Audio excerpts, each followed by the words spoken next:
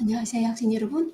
20장 고위험 임신, 임신 중 문제에 대해서 영상 강의를 시작하도록 할게요.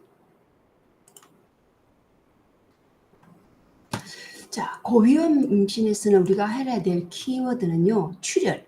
이게 임신을 하고 나서 어떤 특정 문제에서 하열, 출혈 있는 거죠. 이거 주로 유산 이런 부분과 관련이 있겠고요. 그 다음에 임신 오조, 여러분은 입덧. 그리고 이제 다음에 어려운 고혈압 질환. 고혈압 질환은 그 임신성 고혈압, 그리고 이제 자간전증, 자간증, 뭐 이런 것들 학습을 하게 되겠고요.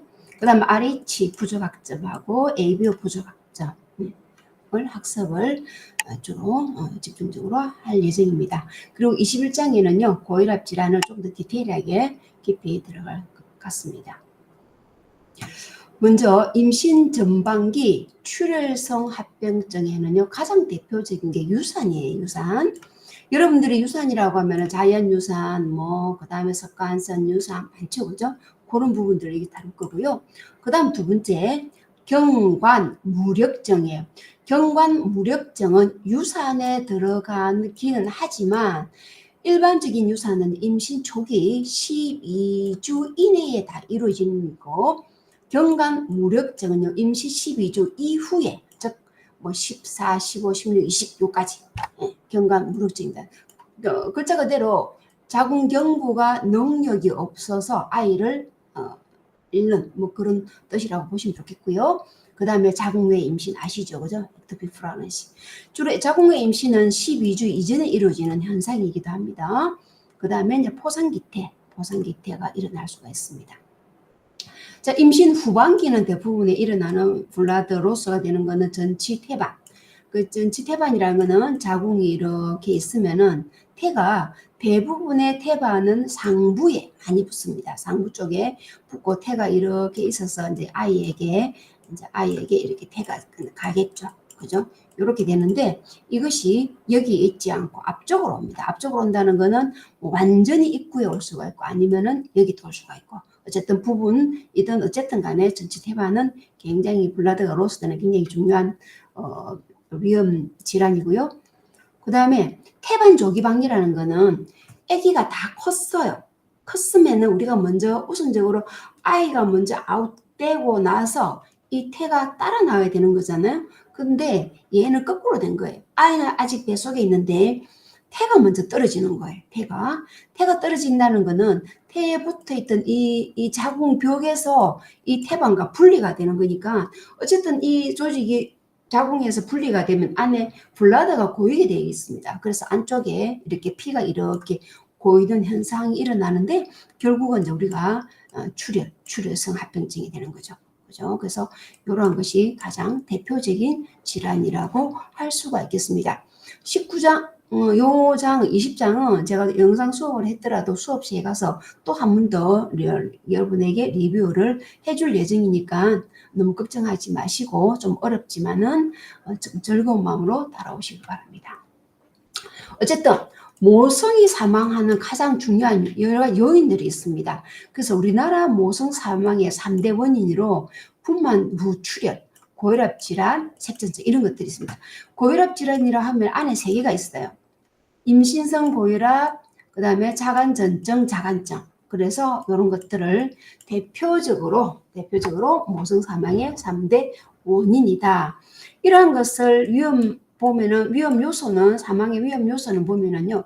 모성의 연령, 아주 어리다든 10대 임신 또는 노산, 그 다음에 전신마취, 즉 수술로 인한 전신마취도 이런 모성 사망의 원인이 되고요. 고혈압 질환. 고혈압 질환은 다른 말로 임신 중독증이라고 하잖아요. 임신 중독증에는 임신성 고혈압, 자간전증, 자간증 이렇게 3개 나눌 수가 있습니다. 제왕절개분만도 굉장히 모성 사망의 위험 요인이고요. 그 다음에 하트 프로블럼이 있는 산모들도 좀 위험 요소이기도 합니다. 그래서 이제 책에 나오는 부분들을 보면 모성 사망의 3대 위험 요소를 보면은요, 과거 경력이라든지 상가력 이런 것들을 우리가 볼 수가 있습니다. 그래서 과거 경력이나 이런 것들을 보면은 앞에도 있지만 연령, 그죠? 연령 10대 산모, 그 다음에 노산모, 그 다음 산모가 이런 나쁜 물질을 먹을 때, 그리고 직장 여성, 환경 여성 이렇게 볼 수가 있고요.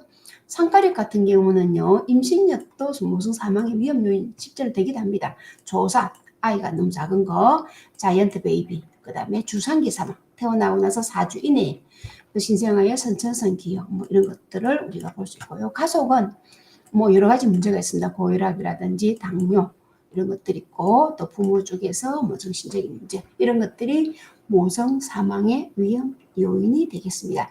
만약에 모성 사망의 위험 요인이 나온다면요, 대부분의 뭐 아주 대표적인 건 나옵니다. 이게 자궁의 임신이라든지 뭐 제왕절개는 왜 제왕절개가 너무 많은데 이게 왜 위험 요인이 될까 할 수 있는데 실제 될 수는 있거든요. 이렇게 대표적인 거 이런 것들이 주로 시험에 나오고 이런 문제.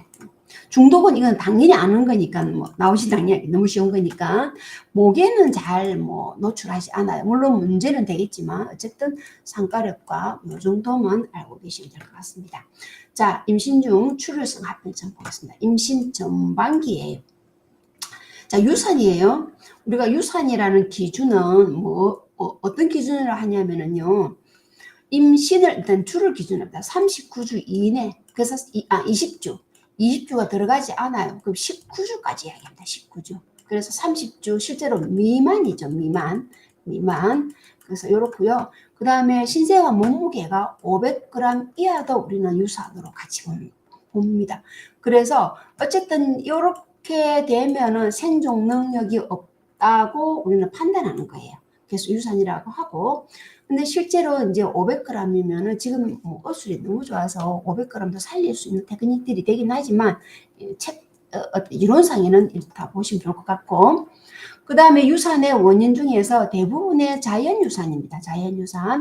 자연유산이라고 하면은 보통 여러분이 알고 있는 임신을 하고 나서 뭐 4주, 6주 대부분이 염색체 이상으로 많이 아이가 사망을 합니다. 그래서 신이 인간을 만들 때 이 개체는 인간 생활에 가서 살 수 없다 싶으면 미리 걸러주는 그런 역할을 한다고 우리 보통 이야기하는데, 그래서 어쨌든 자연유산은 주로 염색체 이상이다. 그 다음에 조기유산이라고 합니다. 조기유산은 12주까지 의합니다. 내분비, 면역요인, 감염, 전신성 질환 이런 것들이 있고요. 그 다음에 후기유산은 임시분부, 산모의 어떤 장기나 특성에 의해서 산모가 다치다니 이런 요인이죠. 아까 우리가 했던 후기유산은요. 자궁경부 무력증은 중기유산에 들어갑니다. 중기유산에. 그거는 그 자궁경부가 너무 힘이 없어서 아이가 중력 때문에 아이가 밑으로 빠지는 걸 이야기하거든요. 그래서 자연유산을 이제 분류를 할 건데, 유산에는 종류가 이렇게 많습니다. 이거 다 여러분들이 실제로 외우셔야 됩니다. 너무 힘들죠. 절박, 불가피, 불완전, 완전, 계류 이렇게 되어 있는데, 어쨌든 여기서 가장 특징적인 거 보겠습니다. 완전 유산은 그야말로 모든 유산이 밖으로 다 아웃됐다는 거예요. 근데 지금 보시면은 이 그림은요, 아기는 아웃됐는데 태반이 남아있죠. 이거 불완전이에요. 그죠? 불완전이에요. 완전 불완전. 그죠? 그 다음에 계류라는 거는 아이가 사망을 했어요. 이 아이가 사망을 했는데 배 안에 아이가 그대로 있는 거예요. 배 안에. 이걸 우리는 계류라고 합니다. 계류 유산의 가장 큰 문제점은 무엇이냐 하면은, 계류유산 가장 문제점, 이 아이가 안에서 괴사가 돼요. 이 아이뿐만 아니라 이게 태반이라 이런 것들이 괴사가 되어서 이것이 혈액이 굳어지면서 블라드가 응고가 되겠죠. 그러면은 이것은 파종성 혈관성 응고증 인해서 산모에게 굉장히 심각한 그런 질환을 가는 그러한 유산도 계류유산입니다. 그 다음에 습관성은 여러분 말대로 그냥 계속 습관적으로 되는 거죠. 그죠? 유산 한번 했어요. 두 번째 또 유산 됐어요. 이게 습관성입니다. 원래 습관성 유산은 2번 이상 유산됐을 때 습관성이라는데, 지금은 한 번만이라도 유산이 되면 이거 습관성 유산을 아예 치료를 하고 그때부터 치료가 들어갑니다. 폐혈 유산은 이렇게 남아있는 유산 있죠. 이 남아있는 유산이 폐혈증이 되어서 혈관으로 들어가는 유산은 폐혈 유산이 굉장히 위험하죠. 계류나 이런 것들은 굉장히 위험한 거예요. 외울 수는 있는데 그다음 절방 유산이에요. 불가피 유산은 불완전 유산, 절방 유산과 불가피 유산이 있어요. 자, 여기까지는 제가 설명했죠. 자, 절방 유산 이렇게 보시면 됩니다. 자, 어떤 여인이 두 커플이 데이트를 하다가 갑자기 이별을 하게 됐습니다. 근데 피치 못하게 여성이 임신을 하게 된 거예요. 그죠? 임신을 하게 되었어요. 그런데 임신을 했는데 이제 이 여자 입장에서는 아기를 넣을 수도 있고 지울 수도 있는 거잖아요. 그래서 낙심을 하고 이 아기를 어떻게 해야 되나 막 고민을 합니다. 그래서 행성강 다리까지 걸어가요. 그래서 행성강 다리에 이렇게 딱 섰습니다. 가만 생각하니까 내가 헤어진 남자를 지금 다시 만날 수 있을 것 같기도 하고 내 배 안에 있는 이 아이가 너무 불쌍하기도 한 거예요. 그래서 갑자기 이 아이를 어떻게 살릴까라는 생각을 하게 됩니다. 근데 이 여성은 이렇게 절벽 행강성강 다리 밑으로 뚝 떨어지면은 아이는 유산될 거고 여기서 잘 관리를 해서 다시 집으로 와서 잘 안정을 하면은 임신을 유지할 수도 있는 유산이 절방 유산이에요. 즉 이 말은 절방 유산은 그야말로 절벽 안으로 떨어지게 되면 유산이 되는 거고 그런데 가족이나 남편이나 잘 지지를 해서 병원에 입원을 시켜서 주사를 맞고 힙을 엘리베이션 시키고 해서 잘 케어를 하면은 살릴 수도 있는 유산이 절방 유산이에요. 그래서 얘만 달라요. 얘만 살릴 수 있는 유산이에요. 이 그림이 절방 유산입니다. 유산은 임신은 임신인데 아기가 살아있어요. 지금 하트레이트도 뛰고 있고 다 살아요. 근데 하열이 있어요. 하열이 있습니다. 근데 특별하게 이 자궁문도 열리지 않았어요. 자, 여기하고 여기 보세요. 자궁문이죠. 여기는 이미 이만큼 열렸어요. 벌써 사이즈가 다르죠. 자궁문도 열리지 않았고 근데 아이가 안에서 하열이 약간 있는 거예요. 그리고 그렇게 되면 자궁 수축이 약간 이렇게 있어요. 그래서 병원에 와서 NST를 딱 걸어보니까 자궁 수축이 약간 있는데 자궁 경부 문은 열리지 않는 거예요. 그럼 의사가 이 아직 유산이 아니에요. 아이는 아직 살아있고 절방 유산입니다. 케어를 잘하면은 살릴 수 있어요. 그래서 절방 유산에게는 리토드릴이나 자궁 수축제를 이완시키는 그런 약제를 씁니다. 그럼 자궁 수축이 이완되고 그 다음에 출혈이 멈추고 해서 아이를 살릴 수 있는 유산이 절방 유산이에요. 그렇죠? 주로 시험에 많이 나오는 게 절박, 불가피, 불완전, 완전 이런 것들이 뒤로도 많이 나옵니다. 다 나와요. 그렇지만은 다른 유산은 여러분들이 읽어보시면은 이해가 될 거예요. 완전 없어졌네. 불완전은 조금 남아있네. 계류는 아이가 들어있네. 습관성은 한 번, 두 번, 세 번. 폐혈은 폐혈증이 왔네. 그죠? 절방 유산은 살릴 수 있는 유산입니다. 살릴 수 있는 유산. 불가피 유산은요. 절방 유산이 지나서 어쩔 수 없이 아이가 사망을 했어요. 이럴 때는 어쩔 수 없이 이 부분을 불가피 유산이라고 해서 유산을 해줍니다. 그러면 불완전이나 완전 유산은요. 하열이 있어서 병원에 가니까 산모님은 지금 불완전 유산입니다. 산모님은 지금 완전 유산입니다. 이렇게 이야기를 할 수 있는 거예요. 완전 유산은요. 안에 모든 게 깨끗하게 없어졌어요. 그래서 아무 처치를 할 필요가 없어요. 그죠? 나머지는 불완전은 소파 수술도 해야 되고 다 계류도 아이를 끄집어내야 되고 석간수도 치료해야 되고 폐혈도 치료해야 되는데 완전 유산은 아무것도 할 일이 없어요. 그야말로 안에 깨끗하게 다 정리가 된 상태. 이게 완전 유산이에요. 그래서 다시 하나하나 보도록 하겠습니다. 원인은 제가 초기에는 염색체라 그랬고요. 여러 가지 문제가 있겠습니다. 감염, 나이, 그 다음에 여러 가지 이런 어떤 흡연, 부상, 상처죠. 그 다음에 바이러스 감염돼 사망하기도 하고요. 갑상선에 문제가 있을 때도 유산이 잘 됩니다. 당뇨, 그 다음에 여러 가지 키드니 문제, RH 문제 이런 것들이 있을 때 유산의 원인이 되겠습니다. 자, 유산의 종류입니다. 절방유산, 제가 얘기했죠. 절방유산. 출혈이 있을 경우에 병원에 갔는데 자궁은 열리지 않고 아이는 살아있어요. 이럴 때는 안정, 치료하면 임신을 유지하는 유산. 그래서 초음파를 한다든지 이런 검사를 합니다. 안정을 합니다. 불가피 유산은 어쩔 수 없이 해야 되는 거. 그래서 출혈도 심하고 난막이 파열돼 있고, 네, 이럴 때는 자궁 내망 소파 수술을 합니다. 불완전 유산도 네, 소파 수술을 합니다. 왜? 아이는 빠졌지만 태반이 남아 있으니까. 그죠? 완전 유산은 아무것도 할 필요가 없습니다. 계류 유산은 아이를 끄집어내야 되니까 소파 수술해야 됩니다. 그렇죠?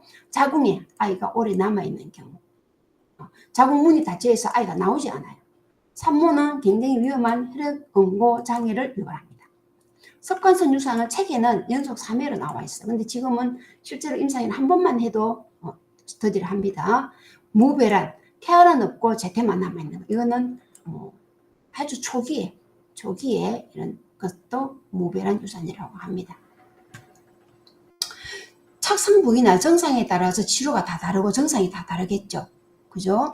만약에 임신 6전까지 탈락막에서 쌓여있을 경우에는 자궁에 부착되지 않았을 때는 출이나 통증이 더, 즉 이 말은 태반이 자궁에 붙지 않았을 때는요 출이 좀 적어요.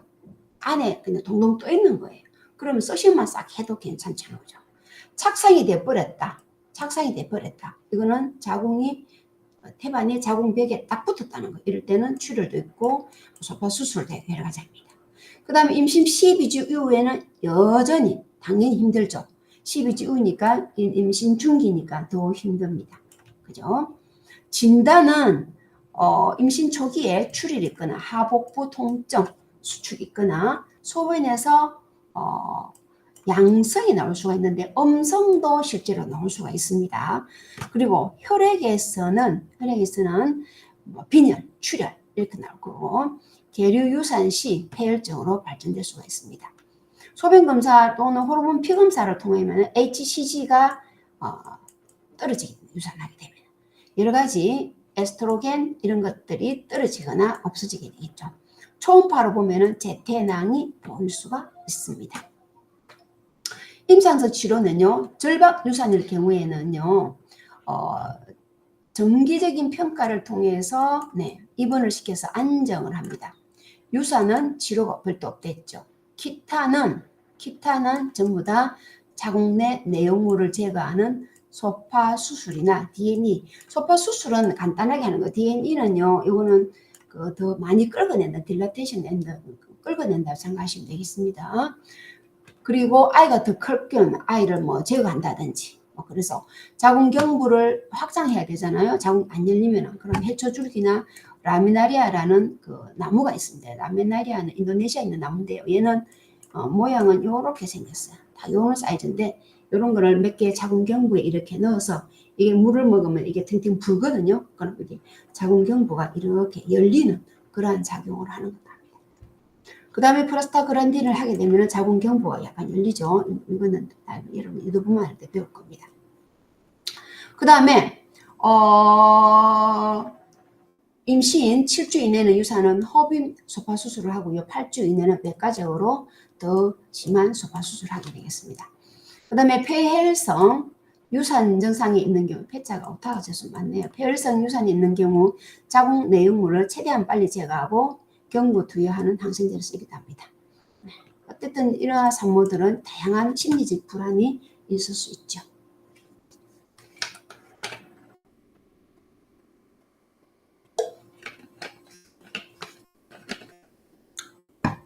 한 번 더 정리를 하면은 절박 유산은 안전해야 되고요. 부부관계 당연히 안 됩니다. 스트레스나 오르가즘 피하시고요. 복압이 있으면 안 돼요. 그래서 기침하거나 이런 것들도 좀 안 해주시면 좋겠고 입원을 하게 됩니다.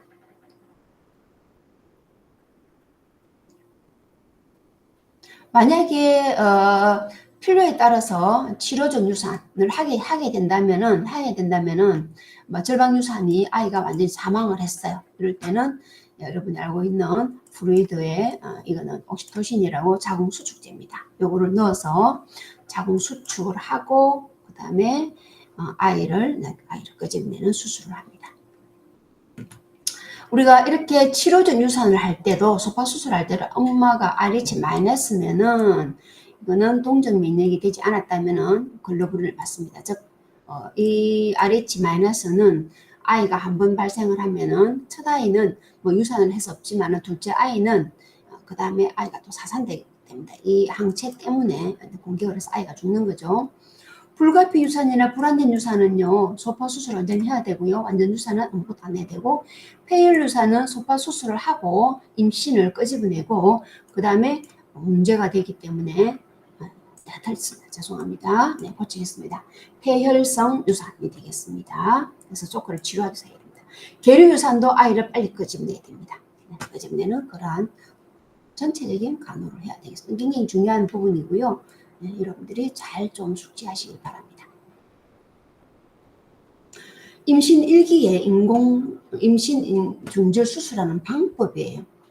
자, 월경 조절법이 있습니다. 월경 조절법은요, 월경 후 한 6주, 4주, 5주, 6주 이내에 아이가 배에 자궁벽에 착상을 하지 않았을 때 안에 있는 자궁 물질, 아이가 이 안에 있거든요. 그때 싹 흡입하는 방법, 월경 조절법이라고 합니다. 이게 결국은 임신 중절이에요. 그 다음에 진공 흡입술은 임신 중절을 하되 마취를 하고 그 다음에 계대를 시키고 아까 우리가 라미나리아나 뭘 넣었잖아요, 그죠? 그 다음에 자궁을 흡입합니다. 그 다음에 자궁경관 확장 소파술은요, 좀 더 자궁경부를 여기에 자궁경관 확장하는 방법의 소파술이에요. 이거는 이거 좀 결국은 중복적인 건데 어쨌든 이런 용어도 있고 이런 용어도 있습니다. 소파 자궁 람나를 사용해서 확장할 때 주로 12주 요 정도 되었을 때 합니다. 그 다음에 임신 2기입니다. 임신 2기도 역시 자궁경부는 확장을 해야 돼요. 플라스타그란딘 넣는다든지 또는 고장성 식염수 주입을 한다든지 여기서 얘기했던 라미나리아 또는 기타 그러한 제품입니다.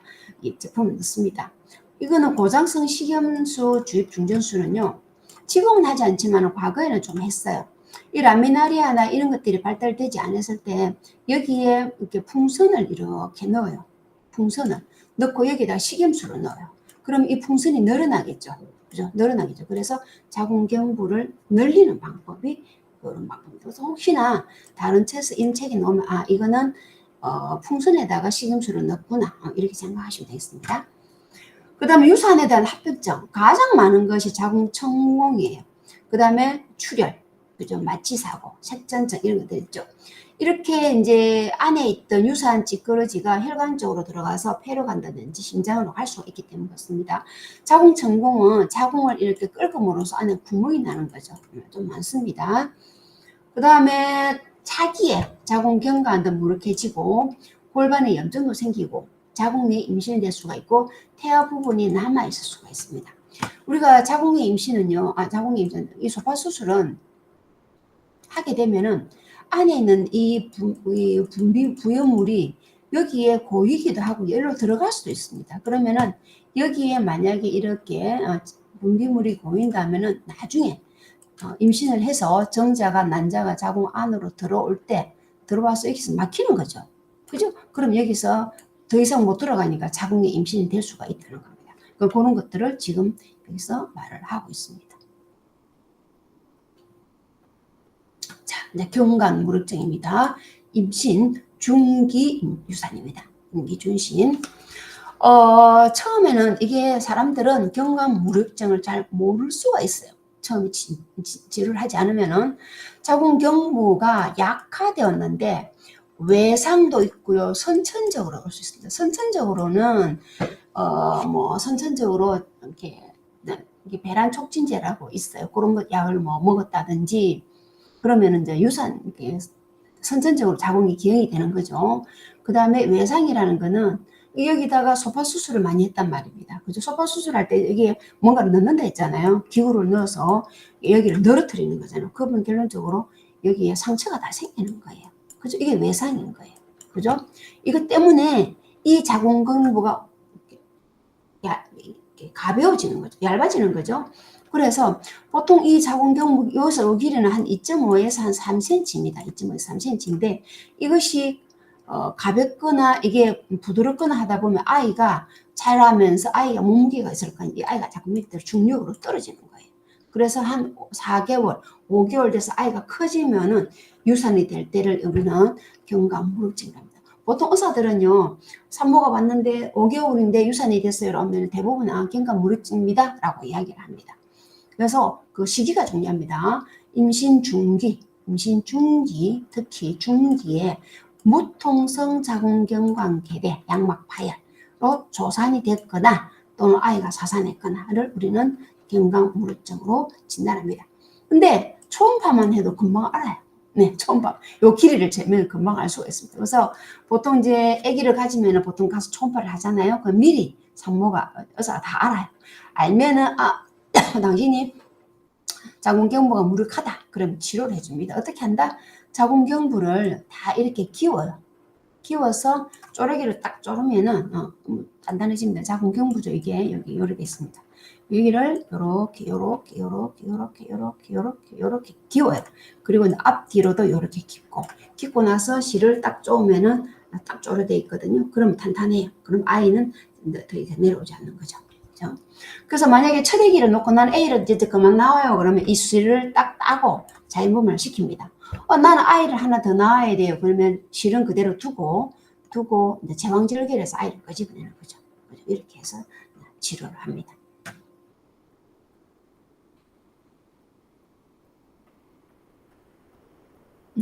양막이 자궁경부로 빠져서 돌출. 네, 이게 지금 임신 전방이 되는 이 전방이라는 전체를 이야기하는데 임신 중기중 나옵니다. 지금 임신 중기에 일어나는 현상입니다. 지금 경과무르증 하고 있죠. 그럼 경과무르증을 하나 치료, 제가 이야기했지만 경관의 이완 개방을 위해서 경관 주위에 묶어주는 수술을 합니다. 봉합 수술을 합니다. 그리고 보통 이제 만약에 양막이 그대로 있으면은 경관이 3m 이내로 열리고 50% 이상 소실되지 않았을 때 가능합니다. 자궁경부가 이렇게 3m 이내로 열렸을 때, 자궁경부가 더 열리지 않았을 때 가능합니다. 여러 가지 방법인데 시로드카, 맥도날드 두 가지 방법이 있고 최근에 보니까 여성 같은 경우는 요거를 두 개를 믹스를 해서 써놓은 방법을 쓰더라고요. 이게 변형 방법이죠. 그래서 어쨌든 뭐 두 가지를 같이 써도 한 가지를 써도 뭐 효과는 좋습니다. 그래서 이렇게 해서 아까 제가 말씀드렸죠. 그죠? 이렇게 해서 합니다. 그래서 변형을 하게 되면은 출혈이 적고 성공률이 높고, 그 다음에 수술 후 난막이 파열되거나 자궁 수축 혹시 주의를 하시고, 수술하고 나서 이제 좀 더 안정을 시키는 거죠. 안정시키고. 난막이 만약에 파열되었을 때, 이때는 아이를 끄집어내야 됩니다. 어차피 양막이 파열됐기 때문에 아이가 살 수가 없거든요. 네. 그 다음에 만약에 자궁이 수축이 이렇게 온다. 그럴 때는 자궁 수축 억제제. 여러분 알 거예요. 라는 거 모르겠어요. 리토드린. 대표적인 리토드린이 자궁 수축을 억제하는 그러한 약제가 되겠습니다. 리토드린. 그런 걸 가지고 자궁 수축을 억제하니까 자궁을 이완시키는 거죠. 부드럽게 이렇게 하는 거죠. 이건 수술하는 방법이에요. 이게 지금 이렇게 수술하고 있어요. 이렇게. 이 자궁경부로. 이 실은 크로맥스만 되고 녹지 않는 실을 사용합니다. 자, 자궁 외 임신이에요. 자궁 외 임신이라는 거는 자궁 안에 임신이 되어야 되는데 그 위에 기타에 이렇게 임신이 되는 경우가 허다합니다. 가장 많이 임신이 되는 경우는요, 팽대부가 제일 많습니다. 왜 팽대부가 제일 많냐면은 이게 넓잖아요. 그리고 가장 위험한 부위가 감질부나 혈부가 좀 위험합니다. 그래서 공간을 넓다 보니까 책에는 난간이 팽대부가 가장 많이 빈도가 많은데 가장 위험한 부위는 혈부나 간질부 여기. 그래서 우리가 소파 수술을 하고 나서 소파 수술의 부유물이 여기에 만약에 자리를 잡는다면은 이 수정자가 안으로 들어갈 수가 없는 거예요. 또 그리고 신기하게 때에 따라 아주 희귀하지만 이렇게 착상이 될 수도 있습니다. 그런데 이제 특징이 있습니다. 간질부에 자궁에 임신이 오면 좀 빨리 발견되고요. 빨리 이게 좁으니까 빨리 터지겠죠. 여기에 발견되면 좀 늦고 여기는 조금 더 늦어요. 시기적으로. 그래서 터지기 전에 발견하는 게 제일 좋고, 터지고 나서 발견하면은 어쨌든 여기를 잘라야 됩니다. 어디를 자르다 터진 부위가. 그죠? 자궁 임신 터질 수 있거든요. 공간이 좁으니까. 자, 자궁의 임신은 수정란이 자궁관 이외의 다른 부위에 착상하여 주로 팽대부에 유발한다. 왜? 팽대부가 제일 넓어서 그렇겠습니다. 난관에 유산될 경우에 난간 임신 시 파열됐다. 난간은 앞에서 이야기했던 팽대부보다 여기서 여기까지 난관이잖아요. 어쨌든 팽대부든 여기든 좁아요. 뭐 터지겠죠. 아이가 더 클 수는 없을 겁니다. 네. 그래서 착상될 때 내용물이 출혈과 함께 난관체를 통해서 파열, 장기가 터진 거예요. 복강으로 피를 흘려가 나오니까 결국은 복강, 혈성 복강염이 되는 거예요. 아니, 복강이 물이 차니까. 주로 임신 12주 이내로 일어납니다. 왜 생기느냐라고 보니까 골반 염증성 질환, 골반 염증성 질환이 잘 맞는 사람이 유산한 사람이에요. 그 다음에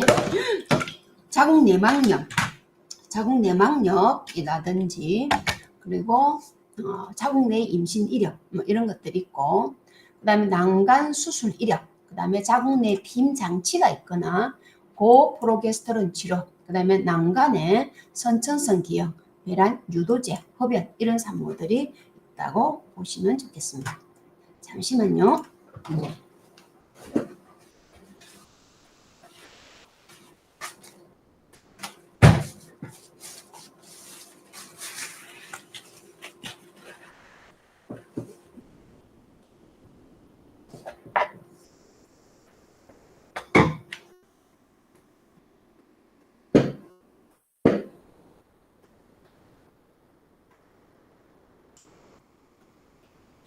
네, 제가 물을 좀 쏟았습니다. 자, 그리고 위험 요소도 되지만 원인하고 같은 겁니다. 난간이 좁아졌거나 난간 정막이 수중란에서 수용력이 증가되면 발생한다. 즉, 난간 정막이 수중란을 자기 애긴 줄 알고 받아들이는 거예요. 거기다 착상을 시키기에 도움을 준다는 뜻이 난간 정막이. 그 다음에 만약에 이렇게 된 수중란이 터지지 않았다.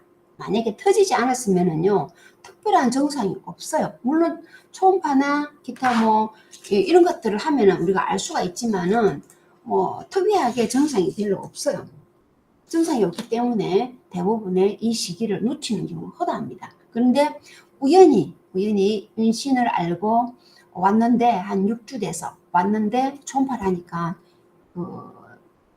나눔공이 있는 자리가 다른 거예요. 그럴 때는 의사가 발견해서 치료를 유도할 수도 있습니다.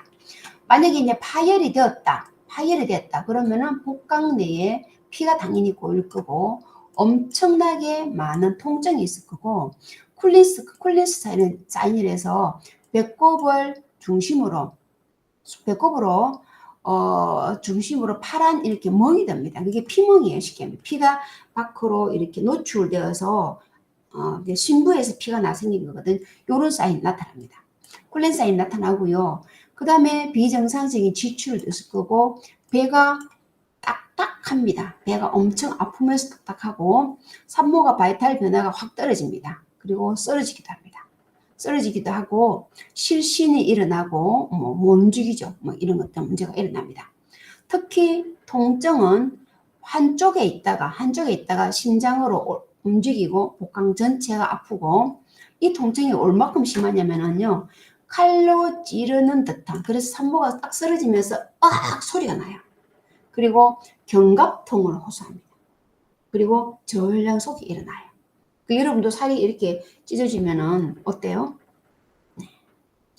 그래서 이러한 쿨런 사인이라든지 전량속이라든지 견갑통이라든지 이런 것이 나타나면은 이제 빠르게 병원으로 데리고 가야 됩니다. 그리고 산모가 갑자기 기절을 하거든요. 그리고 하혈이 약간 있을 거예요. 이것이 자궁 출혈의 정상이 되겠습니다. 진단은 당연히 초음파 하면은 나옵니다. 그리고 자궁 내에서 제테낭이 없고요. 그 다음에 조기 자연 유산 후 상태처럼 되고요. 자궁의 임신으로 해석을 합니다. 조기 자연 유산 후의 상태처럼 되면은 자궁의 임신을 이해하고, 그 다음에 혈청 HCG 검사를 하면은 하게 되는데요. 초기에는 처음 HCG 수치가 이게 정상치가 이거는 지금 거의 굉장히 높은 하이 레벨입니다. 굉장히 큰 하이 레벨이고, 그 다음에 질식으로 초음파라면 자궁낭에서 제태낭이 없고 이럴 때는 자궁내 임신이라고 이야기합니다. 어학적 관리가 있습니다. 어쨌든 자궁내막장으로 터졌다. 그러면은 난간을 잘라내야 됩니다. 수술해야 된다는 거죠. 그런데 자궁이 터지지 않고 우연히 발견했다. 너무 재수없죠. 이러면은 MTX라는 이런 여러분이 알고 있는 그 항암제입니다. 항암제. 이 항암제를 사용하는 방법이 하나 있어요. 즉 난관 안에 아이가 지금 들어있단 말입니다. 여기에 그죠? 들어있죠. 이걸 갖다가 이 MTX가 항암제가 얘를 공격을 합니다. 치료하는 방법은 보통 2주 정도 합니다. 2주 정도. 그래서 주기적으로 이 약을 맞아서 얘를 사망을 시켜서 밖으로 배출되게 하는 그러한 치료 방법입니다. 이게 MTX라고 합니다.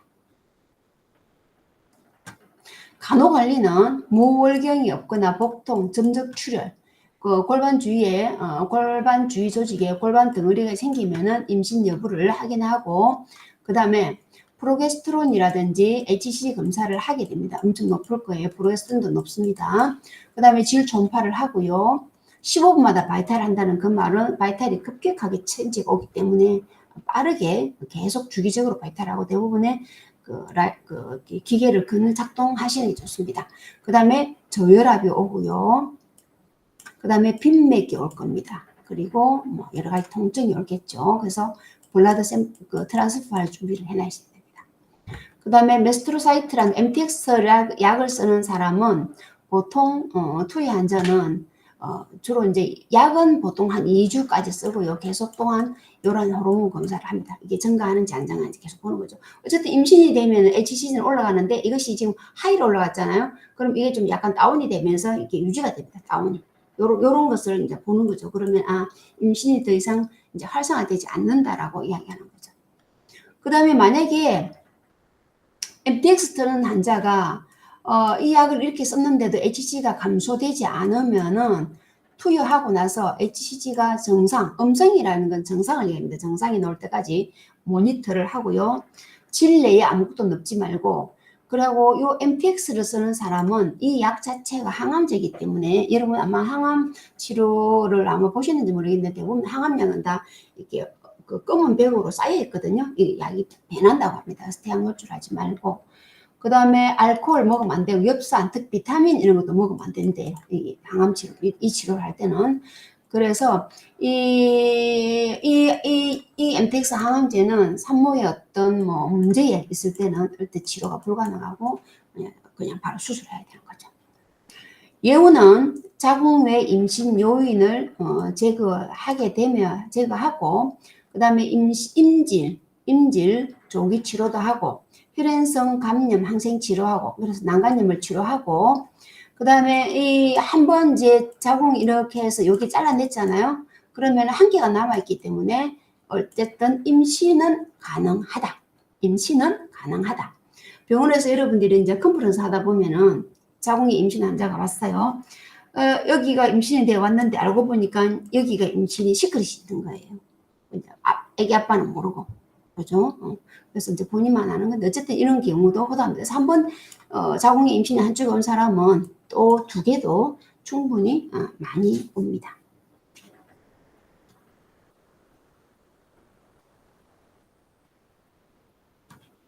자, 자궁의 임신의 감별 진단입니다. 네.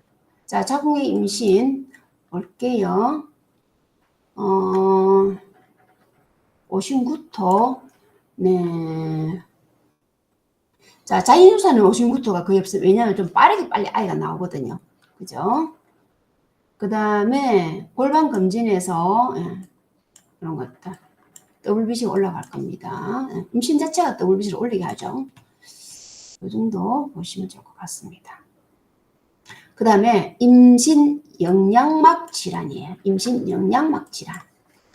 자, 임신 영양막 질환은 뭐냐면은 우리가 이제 보통 우리가 하는 말로 포상기태라는 한글로 써줍니다. 이 포상기태를 다른 말로 기태 임신입니다. 이게 몰러 프라그런시라고 하는데 쉽게 이야기하면은 임신 안에 요런 포도송이와 같은 이러한 깨구리 알과 같은 것이 변형되는 것을 우리가 이야기를 합니다. 이걸 갖다 우리는 임신성 영양막 질환이라고 하고, 다른 말로 그냥 포상기태 또는 기태 임신 또는 약으로는 또 여기에 있는 하이드로라는 요 약자를 써서 H몰이라고 또 많이 써줍니다. 그래서 실제로 요게 훨씬 더 많이 알려져가 있어요. 그리고 이 대신에 포상기태란 말 쓰기도 하죠. 그죠? 자, 얘는 속이 빈 난자에서 생겨난다고 합니다. 유전 물질이 없는 생겨난다고 합니다. 그리고 보통 이제 부분 기태, 기태 수에 따라서 약간 차이가 있는데, 어쨌든 우리가 아는 것은 완전 기태, 부분 기태가 중요한 게 아니라 포상 기태가 왜 생기는지가 중요하고, 어떤 형식으로 생기는지, 그리고 치료는 어떻게 하는지가 훨씬 더 중요합니다. 그래서 그림으로 보면은 이렇게 생긴 것이 포상기태입니다. 포상기태. 그래서 실제로 이제 이 정자와 난자가 만나서 난자 안에 결론적으로 무염색체라는 거죠. 염색체가 없는 게 만나서 이제 변형으로 된 굉장히 위험한 그런 질환이라고 합니다. 그래서 육모가 수포성 변성을 일으켜서 작은 낭포를 형성하는 질환을 이야기합니다. 이 질환은요, HCG 검사를 하면은, 소변 검사를 하면 임신으로 나오고, HCG 검사를 하면 하이 레벨, 이치는 똑같이 나옵니다. 나오고, 중요한 거는 이것이 가장 위험한 것이 굉장히 많은 확률에서 육모, 상피, 암으로 될 가능성이 엄청 많다는 거예요. 그래서 굉장히 치료를 긴밀하게 하는 그런 질환이기도 합니다. 원인은 아까 앞에서 얘기했지만은 배란 유전자가 없는 난자가 만드는 건데, 주로 초산, 즉 10대 인물 또는 노산 이런 사람이 좀 많고요.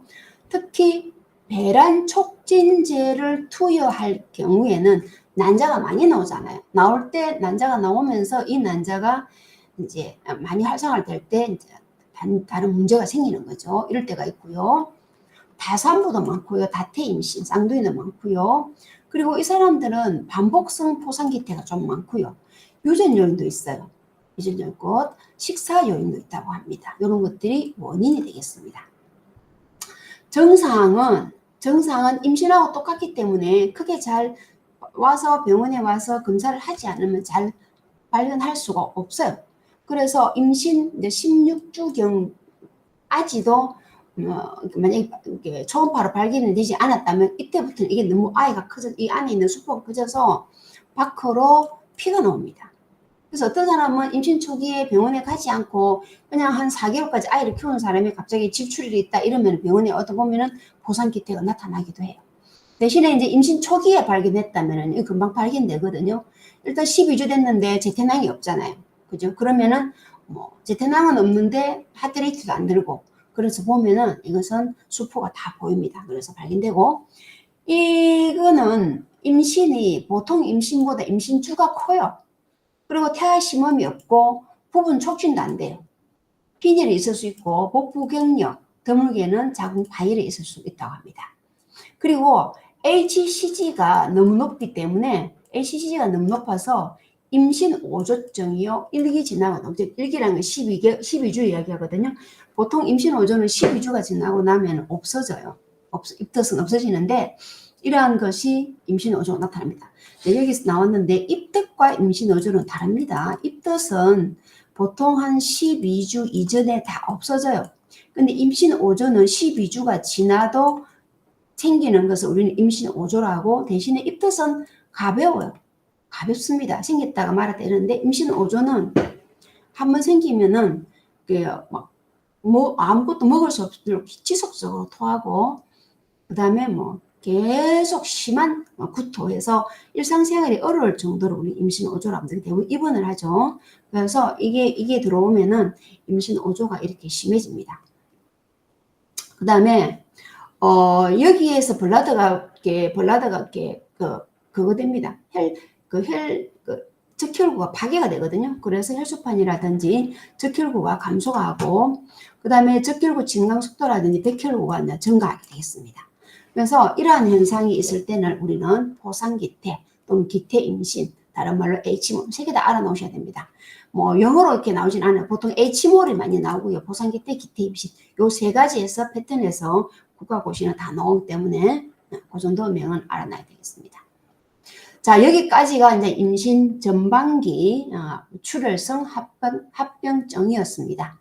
자, 지금부터는 이제 전치 태반이라든지 이제 그다음에 태반 조기 박리 뭐 이런 것들을 학습을 하겠습니다. 전치 태반까지만 하고 시간을 마치겠습니다. 전치 태반이라는 거는 제가 앞에 설명했습니다. 태는 신생아의 태는요 모두 다 여기 붙어야 돼. 또는 여기 자궁 저부에 붙는 게 제일 좋습니다. 제일 건강한 자궁은 이렇게 붙어요. 근데 얘가 여기 가서 붙으려고 하니까 여기가 너무 지저분해요. 뭐 소파 수술했다든지 뭐라 이렇게 찌꺼지가 있다든지 그죠? 그래서 얘가 찾아서 자기가 편한 쪽에 붙게 됩니다. 그래서 이렇게 붙었을 때는요 하부 전치 태반, 요거는 부분 전치 태반, 이 자궁 경부를 조금 물었거든요.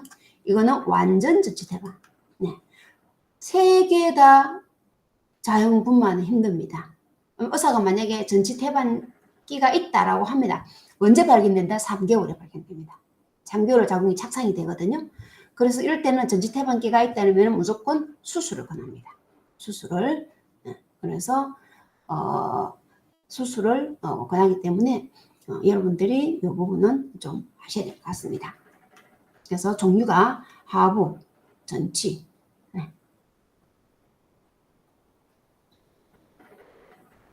전치 태반은 완전 전치, 부분 전치, 변년 전치, 하부 전치가 있습니다.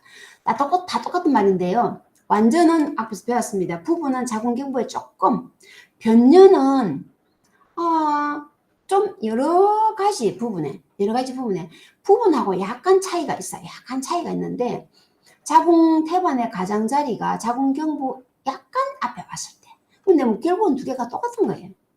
하부 전치 태반은 자궁 경부에 도달하지 않았지만 매우 가까이 있는 거. 어쨌든 부분, 변년, 하부 이렇게 되어 있습니다.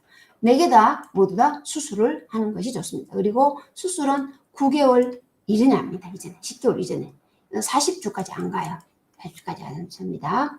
빈도는 과거에 제왕절개한 산모나 유산한 산모나 자궁 수술, 즉 자궁 건종 수술한 산모, 그 다음에 쌍둥이 산모,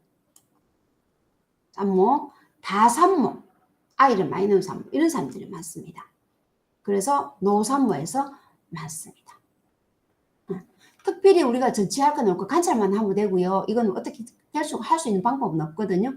어쨌든 수술을 해서 아이를 끄집어내고 태를 빼어내는 치료를 해줍니다. 자, 정상입니다. 임신 3기에 무통성 질출혈이 생깁니다. 무통성. 자, 태반이 자궁 밑으로 내려와 있잖아요. 그러면은 자, 자궁 경부고요. 태가 만약에 이렇게 되어 있습니다. 자궁이 커져 있잖아요. 수축을 하겠죠. 수축을 합니다. 수축을 하면은 여기서 여기 있는 입구가 이 자궁 경부 입구 요 주위가 떨어지게 되겠습니다. 떨어지게 됩니다. 그런데 특이한 것은 전치 태반은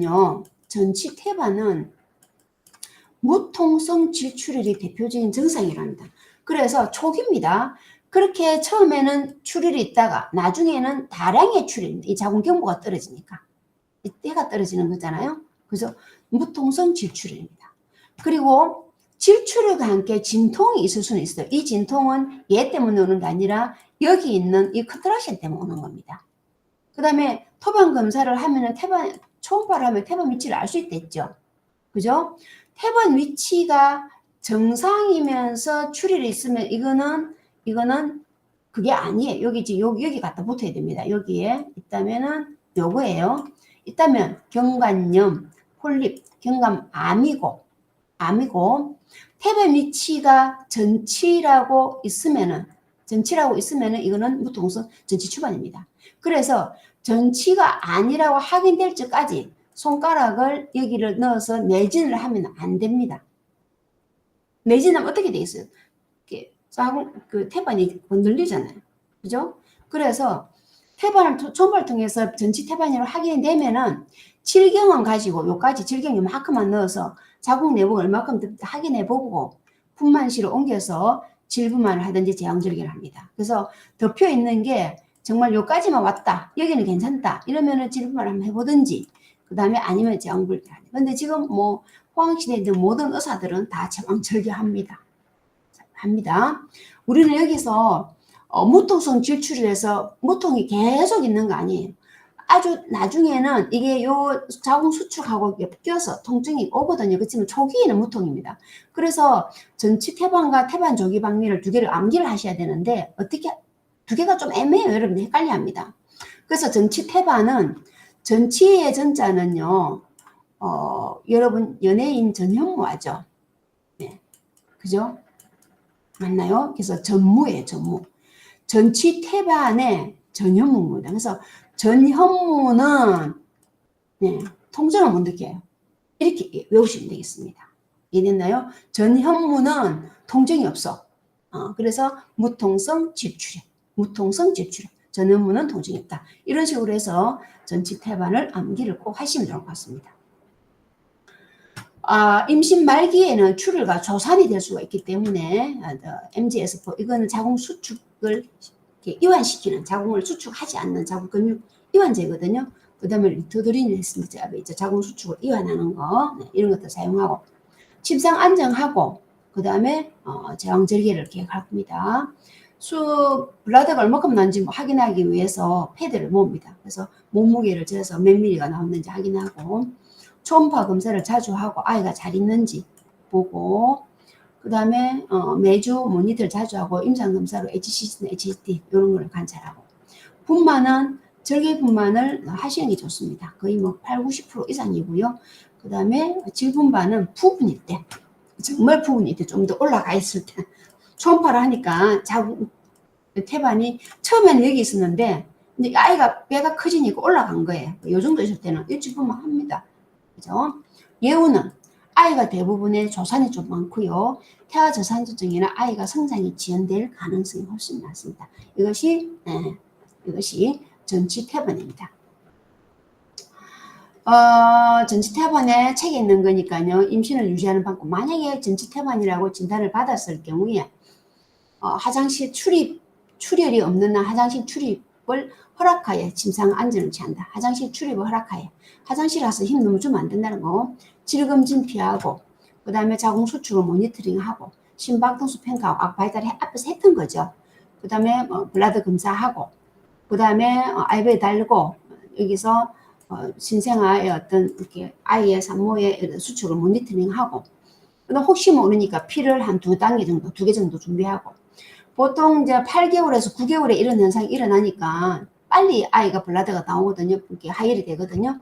이럴 때는 아이가 폐성숙이 안 됐을 가능성이 있기 때문에 데사메타손 투여할 준비하고 한단지에 주의하고 RH 마이너스 산모는 면역거리를 투여하고 이런 것들은 주로 전치 태반의 가장 기본적인 간호 방법이었습니다.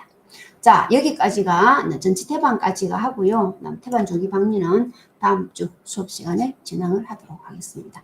자, 수고 많이 하셨습니다.